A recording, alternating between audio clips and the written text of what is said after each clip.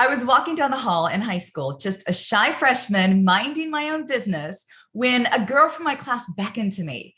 She opened her locker and she glanced around before letting me see what was inside. Now, I had a bad feeling about what she might be hiding in there, but I looked, and what I saw almost made me gag. It was a poster of a naked guy, like completely naked. And I backed away in a hurry, and she laughed at me, and she slammed the locker door shut and sashayed her way to class. Now, some women love beefcakes, others don't. I just happen to fall in the don't category. I always love boys for their hidden qualities, their sweetness, their goofiness, their love of books. But back then, there weren't many words to describe what you liked. So if you were a girl, it was assumed that you liked boys, and everybody knew which boys you were supposed to like. It was always the popular, confident boys who had no problem stripping off their t-shirts.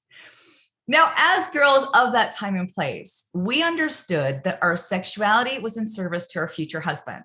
So our desires needed to fit inside that box of finding a suitable husband and then pleasing him.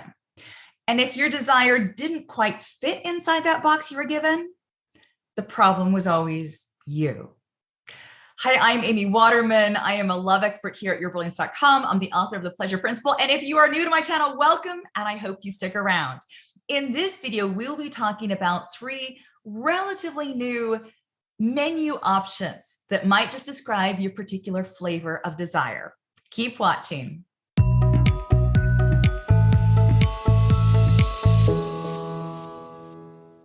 One of the beautiful things about life in the 21st century is that we have a much richer vocabulary to describe our preferences. It's like you used to be offered either vanilla or chocolate, and now you get to order mango sorbet or caramel swirl or get scoops of different flavors, and you can get super, super specific about what you want. And there's no embarrassment about it either. It's like you don't have to settle for chocolate just because everybody assumes you want chocolate. Your desire is your right to express who you are and what you would like best. But women of my age don't always know those menu options. So in this video, I'm going to be sharing with you 3 new menu options that you might not have realized you had. And these apply to anyone, regardless of gender or orientation. Now, some of the more progressive dating sites use these terms, so you might even come across one of them in your hunt for a partner.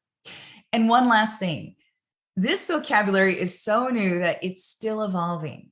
So I'm sharing with you my understanding of these terms, but others might disagree, and the words may come to take on additional nuance as the years pass. So do your own research. Okay, let's dive in. Menu option number 1, demisexual. So a demisexual is a person who's only sexually attracted to somebody that she or he has an emotional connection with. So if you're not the sort of woman who enjoys watching strapping young men run around a football field, or drools over People magazine's list of the sexiest man alive, or even just pays much attention to eye candy, then this very well might describe you. Now, there are women out there who find complete strangers really sexy and can do those casual hookups, but a demisexual can't. So for demisexuals, the physical attraction arises out of emotional connection, which means that she probably won't feel any physical chemistry when she meets a man for the first time. She has to spend time with him and get to know him and establish an emotional bond before her body will start to respond. Now, there are many women out there who want to have an emotional connection before getting physical, but they're not necessarily demisexuals.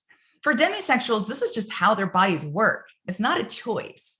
They may even wish they could loosen up and get intimate faster, but they find it impossible to feel turned on when they're with somebody they don't really know. Now, this can cause misunderstandings in dating. If a man doesn't know you're demisexual, he might conclude that you don't like him because you're shying away from kissing or physical contact.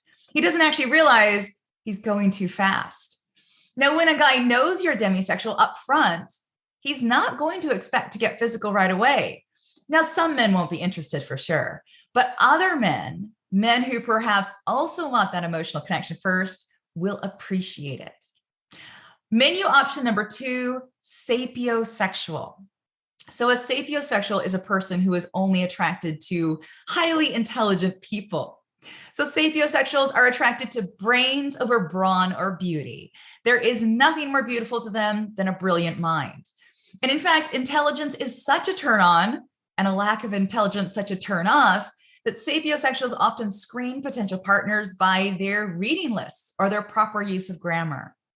Sapiosexuals connect best through fascinating conversations, sharing ideas, and learning new things.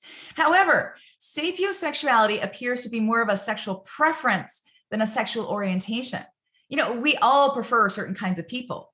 Sapiosexuals just happen to prefer smart people.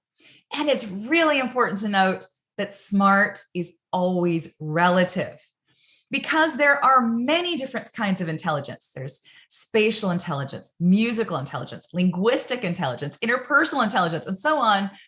A sapiosexual may focus on certain kinds while not recognizing others. Menu option number 3, graysexual. So graysexuals experience low or limited desire that falls somewhere in that gray area between asexuality and sexuality. So it's just not as important to them to be sexually attracted to their romantic partner. They don't feel like sex is all that important, though of course they might enjoy cuddling and other non-sexual forms of physical affection. Now, this doesn't mean they won't have sex. It just means they tend to have sex for different reasons, like pleasing their partner. Now, if sex is not important to you at all and you can live without it, then you might identify more as asexual. But if your feelings about sex are more ambiguous, then you might fall somewhere on the spectrum between asexual and sexual. Graysexuality and asexuality are not the same thing as having a low libido. So if you're in a relationship and you've lost interest in sex, that's a temporary situation that can be resolved through boosting your libido or changing partners. But if you have always had little interest in sex, except on rare occasions, then you might want to learn more about what it means to identify as a graysexual. Now, what I love about these words is they show how different desire is for everybody. Just because your desire doesn't work the way you think it should work or the way your friends tell you it should work doesn't mean there's anything wrong with it. Like, we don't have to fit in a box anymore. We can find words to describe what we want, and we can ask for it. Take really good care of yourself, and I will see you next time.